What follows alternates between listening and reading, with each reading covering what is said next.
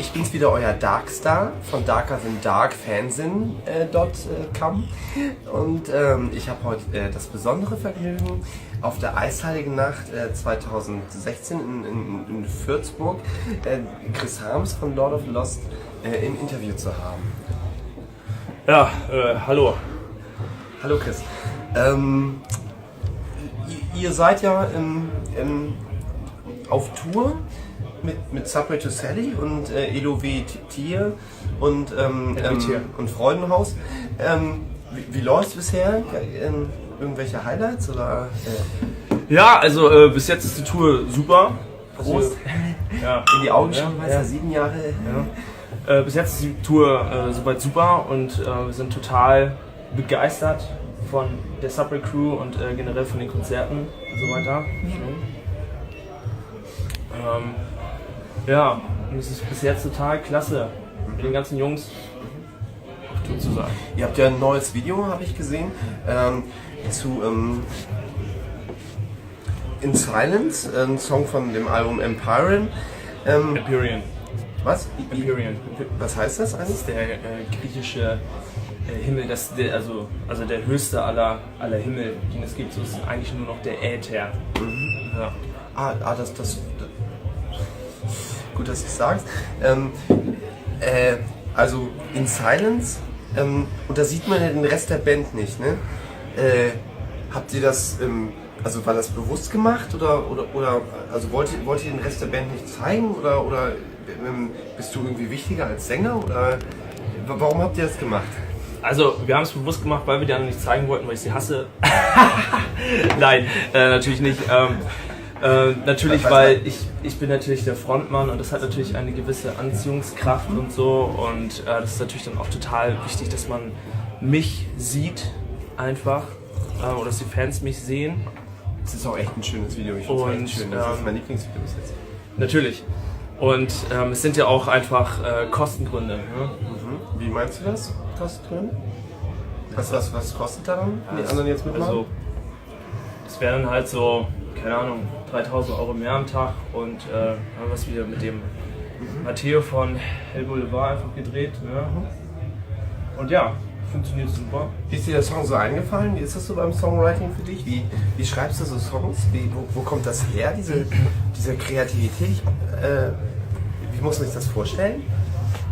Also es ist eigentlich so, dass in meinem Kopf generell, ja, also ich schreibe eigentlich kontinuierlich Songs, also der Kopf rattert sozusagen immer und die ganze Zeit und man kann sich das eigentlich vorstellen wie so eine Art Tropfsteinhöhle und die Songs sind im Prinzip die Tropfen, die dann eben von der Decke fallen und hin und wieder fange ich da mal einen auf. Und was passiert mit den Tropfen, die du nicht auffängst? Wo gehen die hin? Zu Saltatio Mortis dann oder was passiert da mit denen? Die Tropfen, die ich nicht auffange, werden konserviert und verwertet und bleiben auf jeden Fall in einer Art, ja, man kann es sich vorstellen, als Flussbett übrig, wo ich natürlich auch mal draus schöpfen kann. Also es zirkuliert oder also ist das quasi so die Reinkarnation der Songidee oder wie muss man sich das? Entschuldigung. Ich war so mit Jared Dirge auf dem Klo. Ja. Ich habe Entschuldigung, dass ich gerade lache. Wie ist das so? Wen magst du aus deiner Band jetzt am wenigsten eigentlich? Kann man das so sagen, pauschal? Oder? Jared Dirge. Warum? Tastenficker. Das war jetzt die Berufsbezeichnung oder war es auch die Begründung? Oder? Begründung ist Ficker. Berufsbezeichnung ist Tastenficker. Gibt so gewisse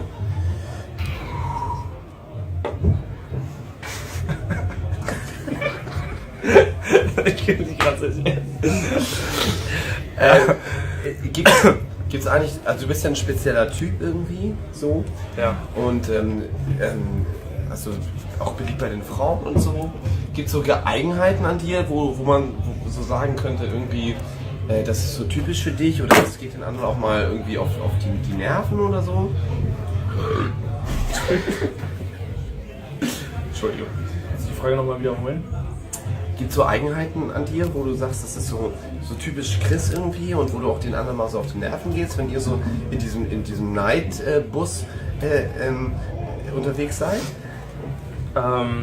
Sag ja auch mir gern mal wer.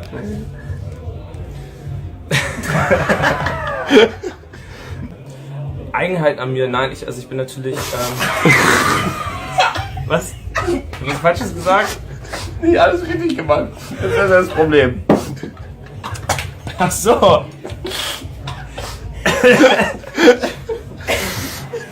Ja. Also Eigenheiten an mir, ja, ich bin halt super. Also die machen sich höchstens irgendwie über mein Doppelkinn lustig. Was man nicht sieht. Also wir unter den Fankreisen sagen ja eher Trippelkinn. Ja, Das sind Trippelkinn, inzwischen ja. schon 3. Nein, aber ich bin natürlich auch sonst ein ziemlicher Adonis, also auch im Kopf. Und ja. Da kommt da auch dieser Song Adonis, auf der 3. CD von Empyrean. Das war auf der 2. vom 5. Album und das heißt immer noch Empyrean. Okay, wenn du das sagst, gern. Ja. Und nee, daher kommt es natürlich auch nicht. Wie macht das mit eurem Make-up? Also jeden Tag diese Kreativität? Jeden Tag diese Kreativität, ja, das ist halt einerseits Laster und einerseits Segen zugleich. Ja.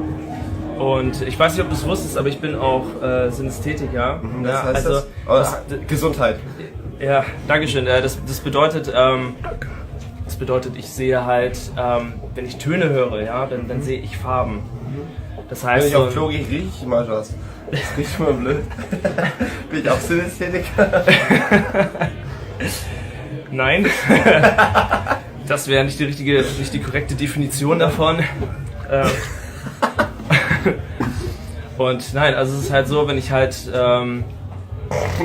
ein... Ja? Es sind halt verschiedene Farben für mich, also das heißt verschiedene Tonarten. Ja, also so ein Amol ist zum Beispiel bitterböse beige für mich und ein E-Dur ist eher so punkig pink und dagegen was hatten wir noch nicht, ein C-Moll ist dagegen eher so rosettenrot. Also Dry the Rain ist rosettenrot, ja? Ja. Darf ich dich küssen zum Abschluss vielleicht? Ein bisschen? Ja, also das ging ja jetzt hier zu weit, also höchstens so auf die Wange so ein bisschen, ne?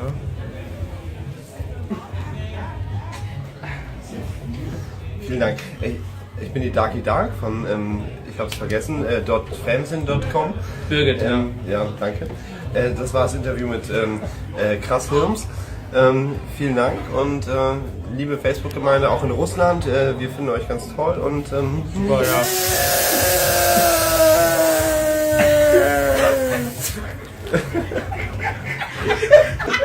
Danke, Hamburg!